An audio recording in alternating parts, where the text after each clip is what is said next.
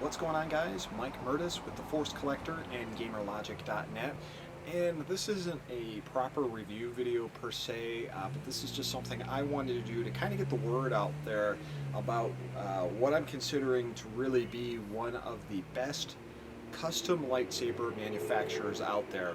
Now, in the past, I've had experience with Ultra Sabers as well as Saber Forge, and each lightsaber manufacturer has its plus and minuses. But I've been hearing a ton of great stuff about Vader's Vault, and it's something I've wanted to check out for a while. Now, the biggest thing about Vader's Vault is that there is a bit of a lead time. I think I read anywhere from 10 to 14 weeks to actually get your lightsaber. So it was something I was planning on getting in the future, and then things worked out where I happened to get one. And it might be a little hard to see because I'm actually outside, and again, I'll do a proper review for this sometime in the future when we get Force Collector started up again. But what I managed to get a hold of, and it is going to be a little dark, is a Tempest Elite. Obviously, you can go on Vader's Vault and you can take a look at pictures of this thing. But I just have to talk about how impressed I am with the Vader's Vault lightsaber.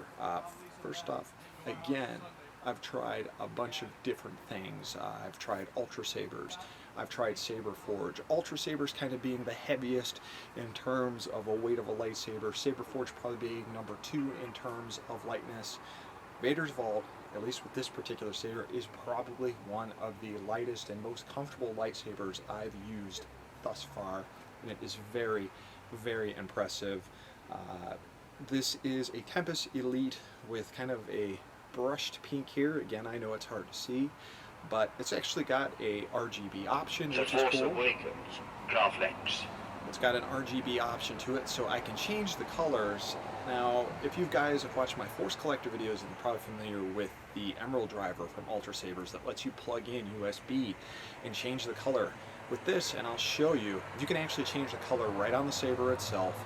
The sound card allows you to actually change the fonts on the fly very easily, and it's just as simple as popping the thing open, taking the memory card and popping it in and getting any new sound fonts for the Plector Lab soundboard, which is pretty awesome.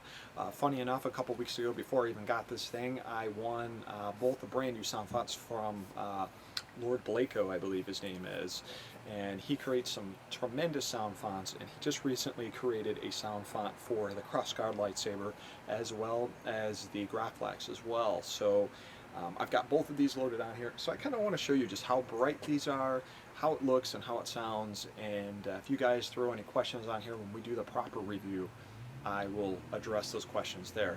One interesting thing about Vader's Vault's blade is I think they actually sand their blade, which when I first looked at it I wasn't super impressed with, and now I'm really starting to enjoy it. And I don't know if it's just the particular size of the blade or what, but the blades are super, super light, and especially with a saber like this, it's really, really easy to move around. So definitely one of the lightest sabers I've used. But let's turn this thing on, and I'll just show you some of the different colors and stuff that you can use, and just how bright this thing is.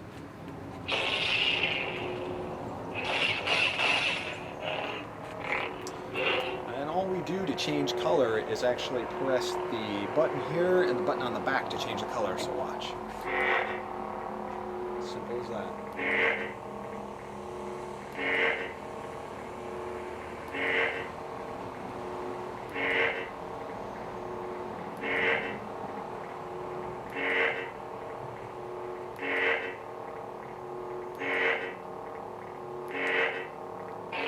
My favorite color here, the red, reflecting obviously out of my orange running gear. But again, just really easy to change the colors. It looks great, and again, because it's light, it's very easy to spin around.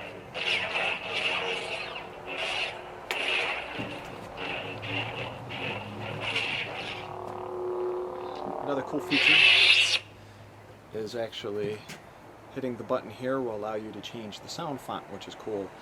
And you can change the color along the sound font. So for example, for the crossguard, I have red. If I wanted to do the Graflex, I could have it do the blue color, which is cool. So you just simply hold this button in the back down. I'll show you the dark side. So that actually loads up the crossguard font. So now I can turn that on. man, does that font sound awesome. Now, obviously, I don't want to go blue, I want to go red, so...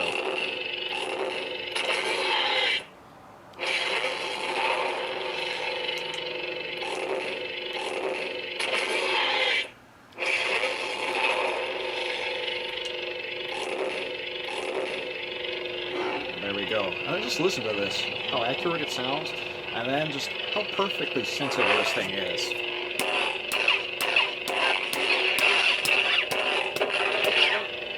Well, I actually caught a mosquito with that. That's pretty amazing. And I can turn it off. If I want to switch sound fonts, I just hold this down again. So it's got the default sounds on there.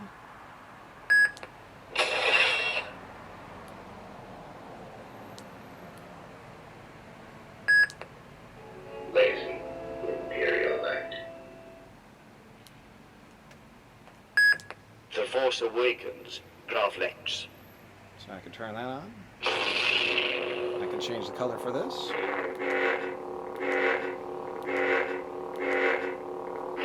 And that's appropriate, and we're good to go. And again, just great sound.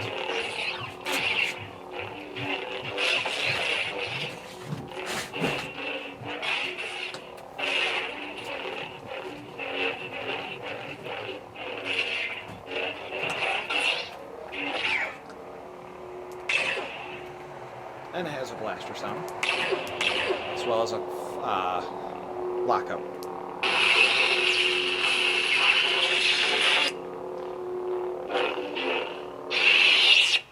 So as you can see, very cool. I'm very impressed with this thing.